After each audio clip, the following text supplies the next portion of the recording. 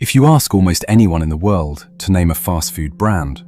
there is a very high chance one name will rise above the rest with immediate recognition. And that name is KFC. A brand defined not only by its golden fried chicken, but by the unforgettable image of an elderly man in a white suit, smiling calmly as if he has already lived through everything life could possibly throw at him. Because in many ways, he has. Today, KFC stands as one of the largest and most successful fast food chains on the planet, operating in over 100 countries and serving millions of customers daily. Yet the strange and almost unbelievable truth is that this global empire was not built by a young visionary chasing early success, but by a man who spent the majority of his life failing, losing jobs, starting over, and struggling to find a place in a world that never seemed to reward him, until much later in life, when most people would have already given up entirely. That man was Colonel Harlan Sanders, and his story is not simply about fried chicken or business success, but about persistence so relentless that it eventually reshaped his destiny. Harlan Sanders was born in 1890 into a life that would demand resilience from the very beginning, as his father died when he was still a child, forcing him into responsibility at an age when most children are still discovering the world around them. And it was during this period that he learned how to cook, not out of passion or ambition, but out of necessity, because feeding his family became part of his daily reality. This early exposure to cooking would later become one of the most important skills of his life, although at the time it seemed like nothing more than survival. As he grew older, Sanders moved through life without direction, taking on job after job in an attempt to find stability, working as a farmhand, a streetcar conductor, a railroad fireman, an insurance salesman, and even briefly practicing law,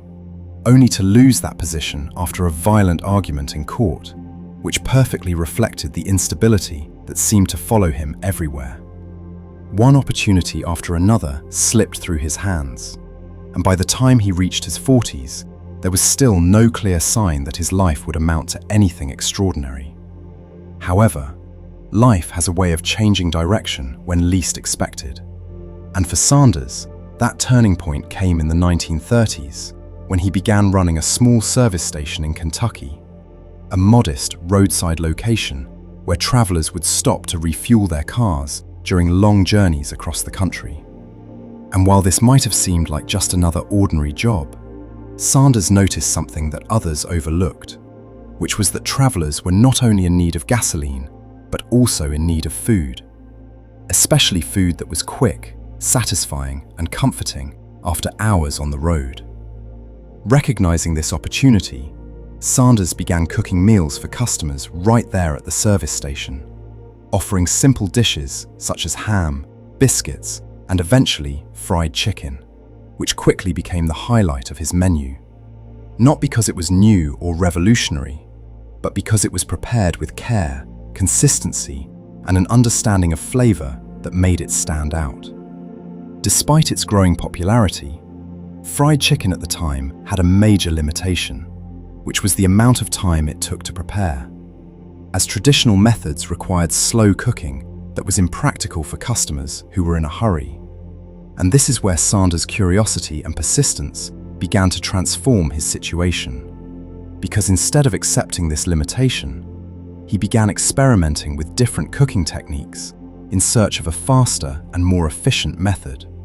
eventually discovering that a pressure cooker could be used to fry chicken in a way that significantly reduced cooking time while preserving moisture inside the meat and creating a crispy exterior. This innovation alone could have been enough to set his food apart, but Sanders took it a step further by developing a unique blend of 11 herbs and spices, a combination that would become one of the most famous and closely guarded recipes in the history of food, not because of its complexity alone, but because of how perfectly it balanced flavor in a way that people instantly recognized and remembered. As word spread, more travelers began stopping at Sanders' service station, not just for fuel, but specifically for his chicken. And for the first time in his life, He had built something that worked, something that people genuinely valued and were willing to return for. Yet just as stability began to take shape,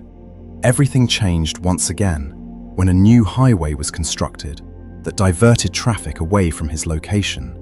effectively cutting off the steady stream of customers that his business depended on. And almost overnight, the success he had built disappeared,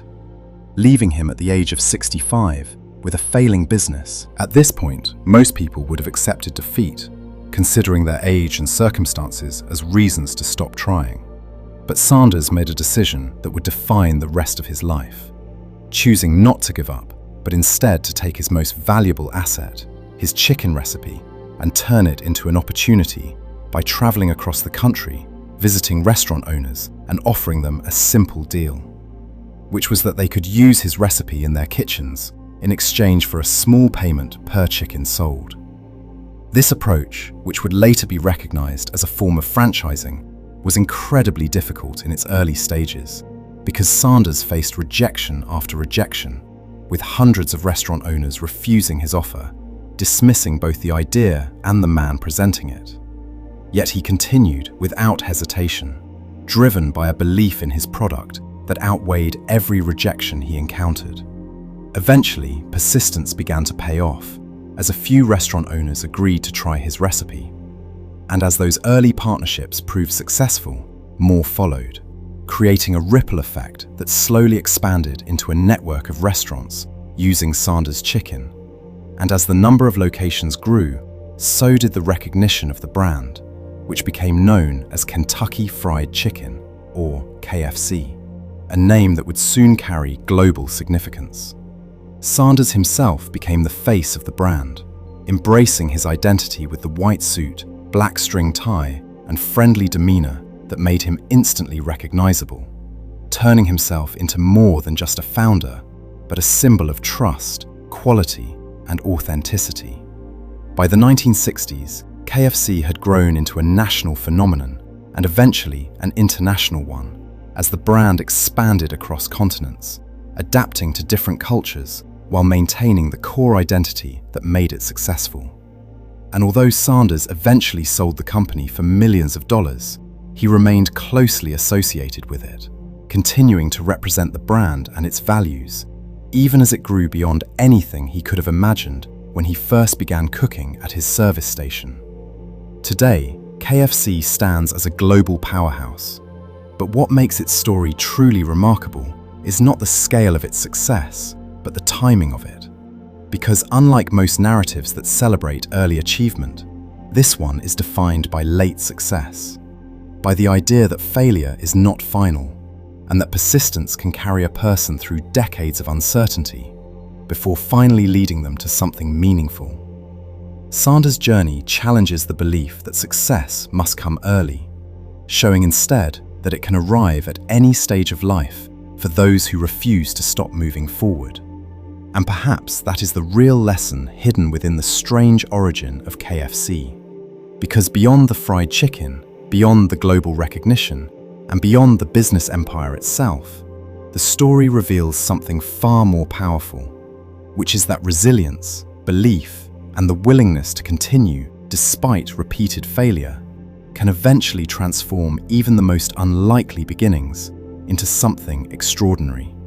And every time someone picks up a piece of KFC chicken, whether they realize it or not, they are participating in a story that began not with success, but with struggle, persistence, and a man who simply refused to give up.